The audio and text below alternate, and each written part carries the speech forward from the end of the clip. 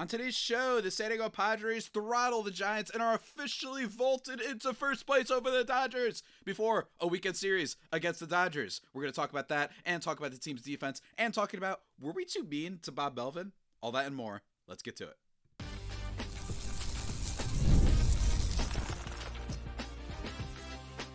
You are Locked On Padres, your daily San Diego Padres podcast. Part of the Locked On Podcast Network, your team every day. Greetings, ladies and gentlemen, and welcome to an edition of Locked On Padres podcast, which is part of the Locked On Podcast Network, your team every day for Thursday, August 14th. As always, I'm your host with sometimes the most, Javier Reyes, and I've been covering this team for almost 6 years now, not just for this podcast, but also various other outlets, including JustBaseball.com, chief among them. Today's episode, guys, is brought to you by Monarch Money. Take control of your finances with Monarch Money. Use code LOCKEDONMLB at monarchmoney.com for 50% off your first year. And folks, be sure to go check that out. And be sure to go check me out on the socials at Twitter/X and Blue Sky at Javipeno, JAVIIPENO. Love interacting with you guys, so be sure to do that. And today's episode, guys, we are doing just a celebration of yesterday's game. That's really what we're doing. It's not even a recap. It's a celebration of yesterday's game. And then I want to talk a little bit about the Padres' overall defense because of the fact that the Giants' defense was kind of on display there. So I figured we should check in and just talk about defense, which I think gets both forgotten simultaneously by baseball fans, but also a little bit overrated by hardcore baseball fans. There's some type of middle ground with defense in baseball. It's a tricky thing to evaluate. We'll talk about that and give my thoughts a little bit about Bob Melvin, former manager of the Padres. I feel like a lot of people have been slandering lately. So fun show today. Let's first talk about the game really quickly. 11-1, the Padres win. Basically nothing to talk about. And it's really fun because heading into this game, there was a lot of optimism, right? Because of how much Mike Shildt used the bullpen in Tuesday's victory following Nestor Cortez's 4 2/3. You're thinking, we really need a good Nick Pivetta start. Guess what? You got a good Nick Pivetta start. He goes 6 2/3 in this game. Only 1 earned run on 4 hits, 1 walk, 5 Ks. The 1 earned run was on a Christian Koss sacrifice fly. I just want to say with Nick Pivetta, he worked his way out of like a bases loaded jam in this one, getting a fly ball that actually looked like a hit at one point that Mara Hope thankfully brought in. But Nick Pivetta is really got that psycho ultra competitive vibe, right? And I mean that in as complimentary a way as possible, right? But he's yells he's shouting something, I don't know what, just a perfectionist seemingly. And this has been a guy who for a long time now I honestly think if you just took a step back, this year he has been the Padres' best starter. And I don't really think that that's a hot take at all anymore. I think at one point it was when Michael King was playing, but now he's got at least 6 innings every start since July 8th against the Diamondbacks. And by the way, he only had, July 8th against the Diamondbacks, he had 5 2/3 there, and then every other start before that, he also had a 7-inning start, he had a 4 2/3. That's probably the last truly bad start that Nick Pivetta had. It was against Kansas City on June 20th, right? This one, he was great, getting the strikes, and the fact that his ERA has been lowered as much this year is basically all you could have hoped for if you're the Padres. He had a 4.14 last year. He's had above a 4 every single year since 2021. Although, for the past years, the reasons we were excited about him, of course, we've talked about before the season, was because the rise in strikeout rate, that curveball getting more and more better, and in a more pitcher-friendly park, we thought Pivetta could be great. And he's been more than that. This is probably on the open market, obviously Dylan Cease gets more because of the resume, because of how many years he's been successful. But Nick Pivetta would be a fascinating guy on the opening market. But thankfully, we at least have control of him for at least 1 more year. He gets his salary rises next year to $20 million. But the way he's pitched this year, he is a $20 million pitcher. He's just been that good. So shout out to Nick Pivetta. We love you. And because of how well he did, as we talked about on yesterday's show, if he did well, that would be appreciated considering how much they've used the bullpen. Heading into the day off, don't worry, only Wandy Peralta and Yuki Matsui were used. Yuki Matsui, by the way, low leverage. Give him some confidence, right? 2 innings, no hits, 2 strikeouts, no walks. That's cool. That's fine. We like that. But man, what an offensive day for the Padres. And it's games like this, by the way, that Tatis has had a good amount of that don't get covered enough. First of all, he makes a nice dive and catch in this game. We're going to talk about defense in a little bit, so I'll save it for then. But also, 2 for 3 in this game with 3 RBIs and 2 walks. That's an amazing game, right? Like, that's better than having a 1 for 4 game with 1 home run, right? The fact that he drove in 3, he got some good contact in this one. He's and the 2 walks, right? Like that stuff matters, man. Luis Arraez, unfortunately, a little bit in his a slump. We talked about this on a couple shows, right? We talked about how streaky he's been this season at points, but 1 for 4 with an RBI is cool. Xander Bogaerts 1 for 4 as well, but he did score 2 runs and had a walk in this one, so that was great. Ryan O'Hearn 2 for 5 with an RBI in this one. In fact, an RBI double, bringing in Bogaerts. We love to see that. Bogaerts also another double in this game. Machado he ripped a double that frankly looked like it should have left the park. That's how hard he hit that thing. It actually looked like he probably should have hit it better, but whatever. Love Manny Machado so much. Just amazing stuff. And Ramon Laureano. I'm going to have to tweet at some point the Scooby-Doo meme with the taking off the mask, and it turns out this is just 2024 Profar, because that's what it feels like at this point. 3 for 4 in this game with 2 RBIs and a home run and a walk. Like, he just doesn't stop. Elias Diaz even chipped in a walk and a hit, right? Like, this has just been such an incredible team. And Jake Cronenworth, by the way, continues to be underrated. 2 for 3 with 2 RBIs in this one, as well as 2 walks. It's an offensive slughouse. And I will say, a lot of the success for this game was because the Giants had a nightmarish inning defensively. Nightmarish. And that's weird, considering that this is a team that has Willy Adames, Matt Chapman, Jung-Ho Lee has shown a lot of good defensive prowess at times. And then also, it's Matt Chapman, Willy Adames, Jung-Ho Lee, and Patrick Bailey. All really top tier. At least 3 of the 4 of them, right? I don't know fully about Lee. I don't have his numbers in front of me. Top tier defensive players. So to see stuff like that is pretty amazing. But Jake Cronenworth, he gets the RBI. Tatis gets the RBI. We have a hit by Jake Cronenworth that bounces off of the second base bag. So probably all the things are going well for the Padres right now. But they also made defensive miscues. They had a balk, right? They had a balk in yesterday's game, 2 days ago. I should say at this point, they had a balk from Robbie Ray. They had Heliot Ramos have one of those things that shows up in your meme post accounts, right? Getting ready to throw the ball, he throws it straight into the ground, allowing another run to score from the Manny Machado double. Like, it's just it's amazing to see that. It really is. And I think that it's one of those things where defense, for me, you just want to make sure you're competent. Yes, there are some teams that, like, straight up have such good defense that they're winning games because of it, right? The Chicago Cubs with Pete Crow Armstrong, like, that guy has been so unbelievable in center field that he's actively just straight up winning them a bunch of games, regardless of how well he hits. But the Padres, I think, have been decent enough defensively, and I'm starting to believe that that's what matters the most. You know? Just need a little bit of defense every now and then. It's nice to see. And it's been what's made Tatis so valuable this year. And we're going to talk about that in just a second. But first, folks, let me tell you about our sponsor that you heard at the top of the show, at the top of the hour, some might even say, Monarch Money. Most people can't name all their financial accounts or even what they're worth, whether it's 401ks, properties, or investments. And when you don't have the full picture, you can end up leaving money on the table, and that's why there is Monarch Money. It's an all-in-one personal finance tool that brings your entire financial life together in one clean, easy-to-use interface on your laptop or your phone. Monarch does the heavy hitting. I'm sorry, not heavy hitting. I mean, hitting too, but heavy lifting for you. You can link all your accounts in minutes, see clear data visuals, get smart categorization on your spending, and finally feel in control of your money without ever touching a spreadsheet. It's great. Makes managing stuff with your partner easier. You can both see budgets, goals, spending activity in one place. Makes it simple to review all that stuff. It's great, guys. Don't let financial opportunities slip through the cracks. Use code LOCKEDONMLB at monarchmoney.com in your browser for half off your first year. That's 50% off, half off your first year at monarchmoney.com just for listening to the show with Locked On MLB as your promo code. Go on and check that thing out.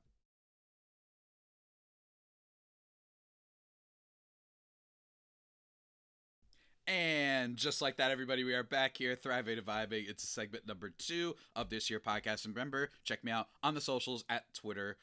I keep saying at Twitter instead of on Twitter, by the way. Have you guys noticed that? On Twitter /X and Blue Sky at Javipeno, JAVIIPENO. So, like we were talking about before the break, defense, right? That is kind of what cost the Giants this year. So don't get me wrong, the Padres outplayed them in every way. Like, let's just be very clear, they did. They won yesterday's game 5-1. They won the first game 4-1. Like, it was offense and all that stuff, too. But if they were a little bit better of a team, defense would be costing them, and it actually did cost them a few years back. I believe it was the 2022 year, in which their defense was historically bad. One of those years. I believe it was 22. I believe. Or 23. But I'm pretty certain it was 22. right? Was it? Anyway, whatever. I'm not a Giants fan. This is Locked On Padres. So I wanted to talk a little bit about the Padres this year in defense. And I actually think defense, I really do think it's a hard thing to evaluate, that you can't just only look at some of the metrics, right?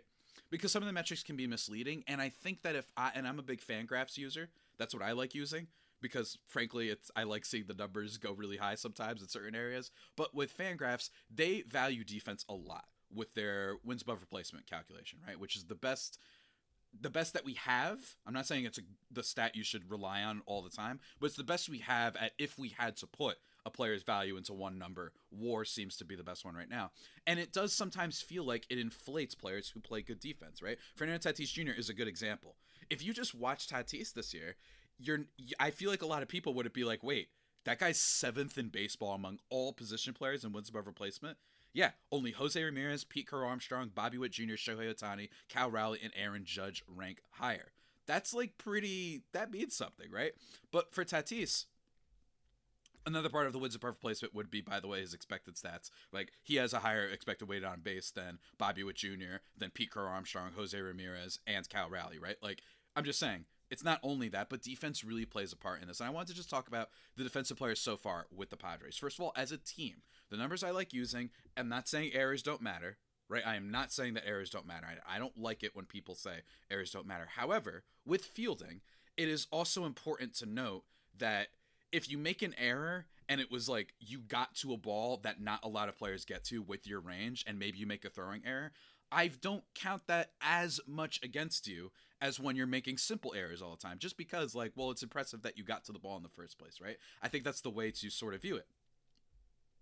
But as a whole, this Padres team has been not great in terms of a lot of the advanced metrics, right? Like, this hasn't been a team that's been incredible in that regard, but nonetheless, I still think that they have shown that they can be pretty capable when needed. So I'm not worried about any of these things popping up, say, in the postseason, right? I'm just not worried about that. But in terms of errors, if you guys were wondering, the Padres rank 22nd in errors, right? Like, that's a good thing. I mean, they've made the 22nd fewest errors in baseball, so they have made the 14th. They're 14th in errors, Atlanta Braves being number 1, which, by the way, that's a bad team, so that tells you something. But more back to the overall stats. In terms of defensive runs saved and outs above average, which are the two advanced metrics that you look at with defense, right?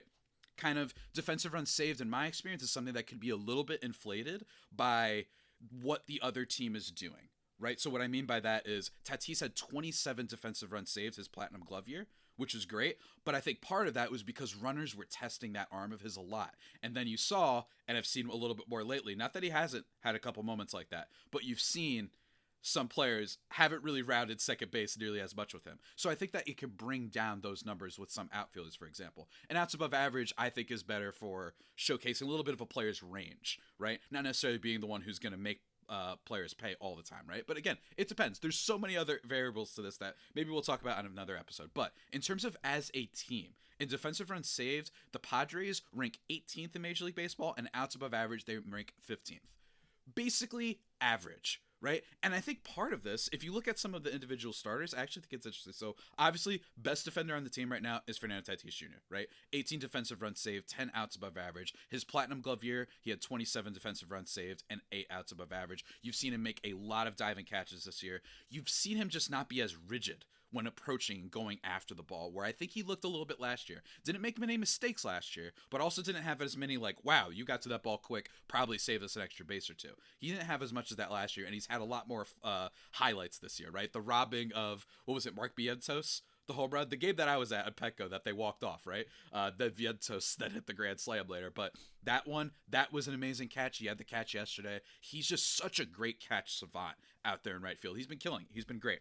Other players of note, Jake Cronenworth, -1 defensive run saved and -1 out above average. Now, that doesn't sound great. However, it was a lot higher before. He was at -6 outs above average at one point and around -4 for defensive runs saved. That tells me he's been making better plays lately. He had that one crazy diving catch actually a couple weeks ago, but more so, I think Cronenworth is just working himself back. I mean, this is a guy who was a second base, who was a really good second baseman, by the way. and we've talked about this before on this show, that it feels like the Jake Cronenworth first base experiment was something that they did almost like short-sightedly, right? But at second base, he's actually been pretty decent before. There was a year where he had 5 defensive runs saved. He had 3 outs above average. Very good. But so far this year, right, in total, he hasn't been the best defender in the world, right? But I think that he's shown some slight improvements, especially in the outs above average. But that's partially because I think he's getting used to it, right? He was stuck at first base being Mr. Stationary for a couple years. And I think he could actually play a good first base, but second base matters more. Here's what I'm going to say.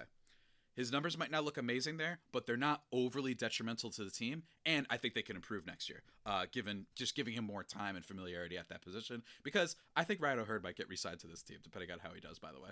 I do. I think they might re-sign him, have him be the first baseman, let Arise go, then you've got Cronenworth at second, yada, yada, yada. You guys know the rest. Another player, Manny Machado, is interesting.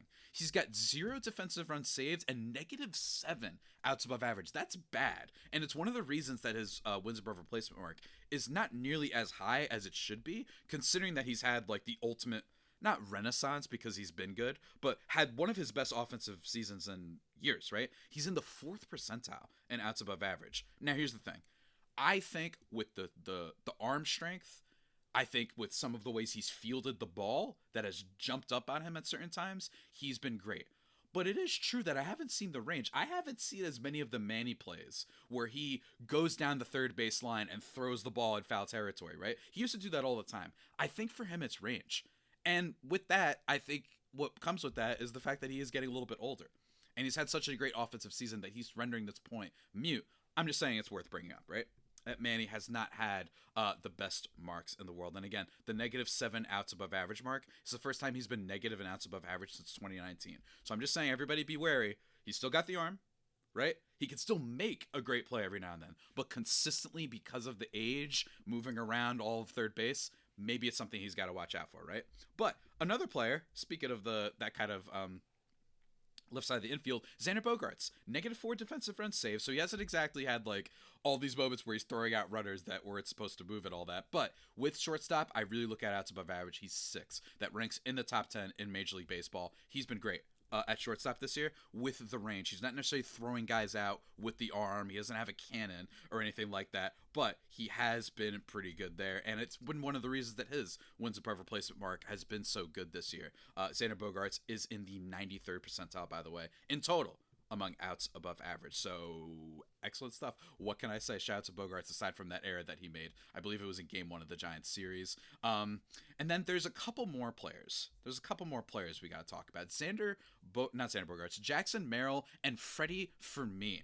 We got to talk about, guys, because for Jackson Merrill, I think that like he's been a little bit down this year in every way. But I just love that he's still been a pretty capable defender. +2 in defensive runs saved and +3 in outs above average. He's made some good plays. He hasn't had as many diving plays like when he robbed Ohtani in the Dodgers series last year. Not even in the playoff series, I mean. Or was it in the playoff series? I don't remember. Someone let me know in the comment section. But we're going to continue talking about defensive runs saved and outs above average guys in just 1 second. And also talk about Bob Melvin. I know. Fun topic for today. We'll get into it in just a sec.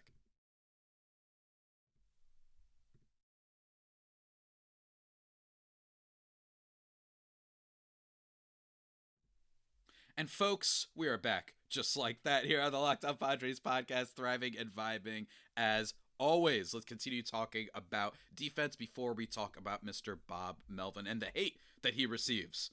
So, like I said, Jackson Merrill positive in both respects. And by the way, 2 defensive runs saved when you've been out and injured as much as he has been this year. Same with the outs above average. He's been a good defender yet again, and I think that he's just going to stay that way for a while, right? So I just love that even with all the hitting woes, right, which he has been better in.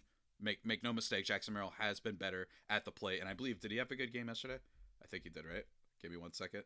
1 for 5, so not the best. But whatever, ignore that point. Even still, Merrill, I just think it's just cool to see him not lose it. At a position, by the way, that he had not played before. So if he maybe just had a nice string of playing well in center, it wouldn't have shocked me if it went down a little bit this year. Because again, before last year, he had never played that position before. The kid is a wunderkind, so we love him very much. Freddie Fermin.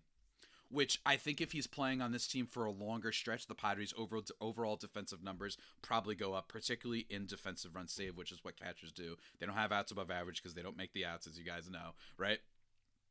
So here's the thing. This year, 10 defensive run save. That's excellent. Before this year, by the way, he had plus 16 and plus 8 the past 2 previous years. So he's a good defensive catcher. And now, it's not in the way that necessarily is going to always help the Padres when it comes to just getting free strikes, right? He's not the best framer in the world. Not a bad one. Not a bad one. This is not Maldonado. This is not Luis Campusano, right? It's not like that. But what he really gets a lot of his defensive value from is not being an elite, god tier framer, but he doesn't let balls pass, and he's great at throwing out runners. And because of that, guys are just not stealing on this guy nearly as much. And remember, he's been a backup catcher. And remember, he's been really good for us so far. So if you added his defensive numbers, this Padres team is pretty good defensively. The only positions that could end up being a problem are first base with Luis Reyes. We all know this. He's had a couple mistakes, makes a couple highlight plays every now and then, right? Had a nice catch from after Xander Bogaerts, I think, threw the ball a little bit AWOL, was able to tag out the runner. But given that he's a little bit smaller for a first baseman, leads to some issues, right? But then again, Luis Reyes, not very good at second, so I do prefer him there. And Jay Cronenworth, I think, could be a plus, positive guy who really makes some wow outs, given more time and getting a little bit more back to being comfortable with that position. So all in all, you look at it next year, let's pretend Ryan O'Hearn is the first baseman, who, by the way, has had some good defensive numbers. Then you've got Cronenworth at second, Machado at third, Bogaerts short, Tatis right field, Jackson Merrill center field, Ramon Laureano left field, and Freddie Fermin at catcher. That's a good defensive team. And it's a team that's not going to do what the Giants did, right? Where you actively feel like you are giving up so many runs because of defensive malpractice. So love where the Padres are at with that point. And I do think that they have some room to grow, at least for next year. And certainly in the playoffs, they have enough to be able to make teams, look once or twice. And maybe Machado is going to really push it more with the range once we get into the playoffs. But guys, I want to talk about, speaking of playoffs, Bob Melvin. Now you might be wondering why I'm speaking of Bob Melvin with the word playoffs. Well, the Giants are not going to make the playoffs this year. They've been selling, clearly, since the deadline, right? That's what's been the case with them. But I've noticed that a lot of Padres fans really hate Bob Melvin. As my voice cracks. God, why does that happen? I hate it. I hate it so much. But with Bob Melvin, I've noticed a lot of hate his way. Now, part of it, I think, is just sports hate. And what I mean by sports hate is it's just like, well, you left us and you're on the rival Giants, so screw you. Not a real hate like he was bad for the Padres. Because really, with the Padres, Bob Melvin, I think it's worth remembering that at the time, and I was a proponent of this, that A.J. Preller was on the hot seat. And my thing was, well, this guy's a manager of the year, and A.J. Preller has gone through 8 managers at this point. So usually, what's the common denominator there? It's A.J. Preller. Thankfully, that didn't happen. But I was just saying at the time that if they did decide to move on from A.J. Preller following the 2023 explosion, frankly, the nuclear radiation leak that was the 2023 team, I would not have minded necessarily if they got rid of Preller. I'm happy they didn't. And I was fine that they did it. I was a little bit indifferent. I was just like, well, if we are going to get rid of someone, I can see them doing this. Instead, it's Melvin, who reportedly had irreconcilable differences, basically, with A.J. Preller, right? Which made me think, oh, man, is Preller doing too much? Is this and that? This is something that we heard from the Rockies report a few years back. Not Rockies report, from The Athletic. Where did I get that from? From The Athletic a few years back in 2021, when they talked about how he overmanages, all these sort of things. He's a little bit too much of a micromanager. Remember that era? Well, that's done, right? And Mike Schilt, it turns out, sometimes in life, it takes a while to find the right person, right? You could use even other sports. My boy Chris Paul, some would argue he finally found the team that best fit him when he went to the Phoenix Suns, right? And then he made the NBA Finals. Maybe that's the case with A.J. Preller. Finally found the guy that truly works with him best, because look at the vibes for this team lately. They never feel down, not really. And it feels like they've been great now in the second half twice, right, under Mike Schilt. And again, it just feels right. He has a good fire to him. He defends his guys. He knows how to manage everything. It's just, he's been good. He's been a good hire. But at the time, Bob Melvin, I think it's worth remembering that while Mike Schilt has been better, he's been better for this team. And that does not mean that Melvin was a bad manager. In fact, Bob Melvin with the Padres in 2022, the 89 wins that they had, that was the single season best of any year under A.J. Preller. That's right. May not have been always the best vibes that we've ever seen. And also with that team, Bob Melvin was managing a team that did not have nearly as much talent as this one had. Tatis is coming off of his suspension, right? Or Tatis was suspended the whole year, in fact. Hold on. No, he was missing time with the surgery, and then he was suspended for the rest of the season. The first half, we were relying and turning Luke Voigt and Jorge Alfaro. It's a legends, right? Ha-Seong Kim, a decent batter, but nonetheless, it was basically Manny Machado kind of versus the world, and a little bit of Jay Cronenworth, right? Like, you were really hoping they would put it together, and they put together wins, and they did well, right? And I do think that Melvin deserves credit for that, and that's why I don't want to hate on him too much. The only thing that I do hate on him for is the Josh Hader situation. And what I mean by that is not him getting moved and him not knowing any idea what to do. That clearly, that conference that they had after Hader didn't want to go in or whatever, that to me was very like, yeah, Melvin and him just weren't on the same, wavelength. Maybe Preller was like, I don't want to trade him. We're going for it. And Melvin was like, we should. I don't know what it was exactly. It was weird. Might not ever find out about it. Maybe we'll find out about it on a player podcast interview with Melvin in 3 years. Who knows? But I did blame Melvin for not bringing in Josh Hader against Bryce Harper in the NLCS. Anyone who was watching that game knew there's a vibe with this situation right now. Harper's aura is tremendous. He's had big hits before. We're in Philadelphia. You just know he's raring to go. And to have the rookie Robert Suarez at the time, who had a good season with the team, right? It's underrated that nobody knew who Robert Suarez was. Nobody was like excited about that signing. Then turns out to be a good reliever. So shout out to AJ Preller. But you keep Robert Suarez, and for his second inning, by the way, not just his first, and you have Josh Hader in the pen and you didn't bring him in. Part of that tells me he was a little bit too stuck in his ways about, like, I only want to bring in my closer when it's closing time, right? But nonetheless, guess what? You didn't even get to use him because Harper then hits the home run to left field, and the rest is history. But overall, I do think that Melvin, while not the best match for this team, I understand some people hating on that. I just think it's worth remembering for Padres fans who might hate him and act like he was terrible and ruined this team. The 2023 team, what do you want him to do sometimes if guys just inexplicably don't hit with runners in scoring position? Because, by the way, that happened in the first half of last year, and it happened this year too a lot. They haven't been the best team with hitting in runners in scoring position. And one of our guys, Manny Machado, not exactly the best in high leverage situations in his career. He carries a sub 700 OPS in the playoffs. So I'm just saying, maybe Melvin got a little bit too much hate, but I could be wrong. Let me know what you guys think of Bob Melvin's tenure in the comments, or hit me up on Twitter/X and Blue Sky at Javipeno, JAVIIPENO. Tomorrow's show, everybody, we got a banger for you. It's Jake Arriani of CBS 8 Sports. And what are we talking about? The Dodgers. We're talking about the pitching matchups. We're talking about the vibes. The Padres are in first place, baby. This is fun. This series is going to be great, and I cannot wait to see how loud, even though I'm obviously at a currently undisclosed location in New Jersey, even though I'm far away, right? I gave y'all some good vibes in the Mets series, I'd like to think. I want to hear them loud, and I can't wait. It's going to be great. I'm going to hear them from here. It's going to be a great, great weekend, guys. And until that next time, stay safe, and of course, stay faithful. My Friar Faithful homies, take care.